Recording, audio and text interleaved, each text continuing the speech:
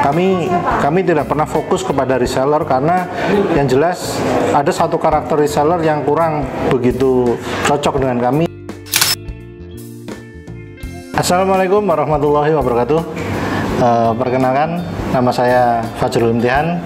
Saya Ketua TDA 5.0 dari daerah dari Divisi Malang. Ketua TDA 5 Malang.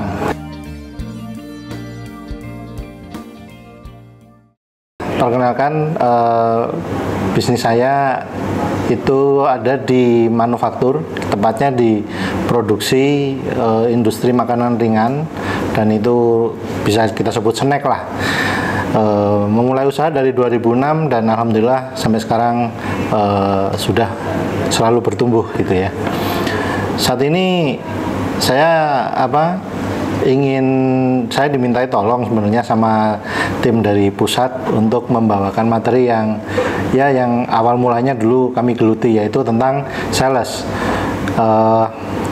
Perusahaan kami yang bergerak di distribusi snack saat itu sangat berfokus pada penjualan, karena tahap awal dari bisnis itu kan mesti cash flow, generating cash flow ya, yaitu jualan. Nah, saya memulainya dari berjualan keliling, dan alhamdulillah sekarang produk dari Banafood, itu nama perusahaan kami, sudah terdistribusi di hampir semua kota di Jawa Timur. Kenapa tidak di Indonesia ya? Karena kita fokusnya di Jawa Timur dulu, tidak usah terlalu muluk-muluk di Indonesia ya. Kalau Jawa Timur terkuasai, baru nanti kita bergeser ke kota-kota yang lain. Nah,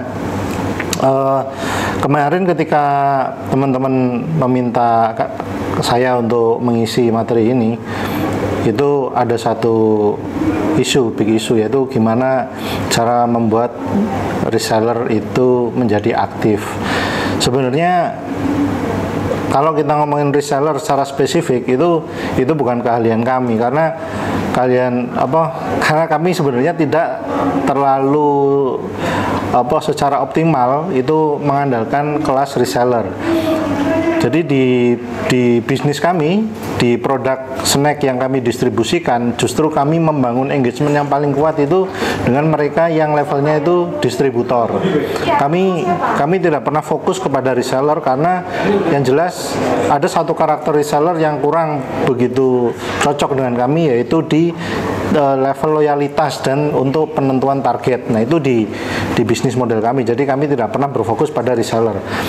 Pada saat awal kami mengembangkan, kami selalu mengevaluasi ya. Jadi kami selalu berusaha untuk dekat dengan orang-orang yang ada di jalur distribusi. Mereka akan kami angkat untuk sebagai distributor. Kenapa distributor? Karena kalau istilahnya ya, kalau di kami, mereka adalah orang yang akan menjadi layer pertama.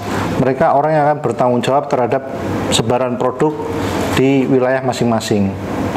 Jadi distributor itu adalah orang yang men-take over resiko dari perputaran cash flow lah. Jadi mereka akan membeli secara cash produk kami ya, sehingga kami tidak perlu melakukan stok yang terlalu lama, karena resiko-resiko itu sudah di cover oleh distributor. Nah, karena di bisnis kami itu sangat spesifik untuk mengandalkan distributor, maka distributor itu kami juga tidak terlalu tertarik untuk membuat misalnya satu daerah itu ada 2 distributor atau 3, itu kami nggak tertarik. Kita cukup fokus pada satu kota, satu distributor yang mereka juga harus mampu menghabiskan sesuai kapasitas produksi kami.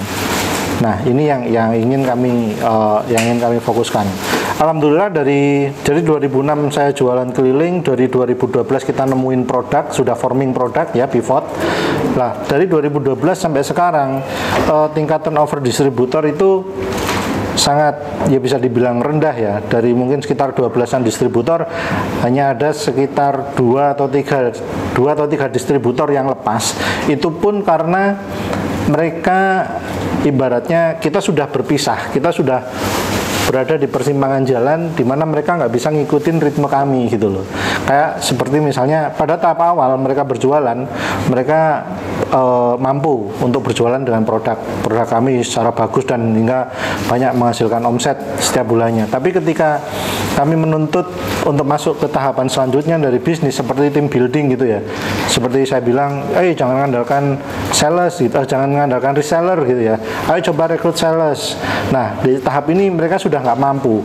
Kenapa? Karena sejatinya distributor itu pada awal dia berjalan, dia sudah mengandalkan satu orang yang ya secara sialnya dia cuma kenalnya distributor duluan. Jadi distributor itu awalnya nggak terlalu mahir untuk berjualan, tapi dia punya saudara atau teman yang lebih mahir berjualan, dan dia akhirnya mengandalkan satu orang itu, dan levelnya orang ini cuma reseller doang gitu kan.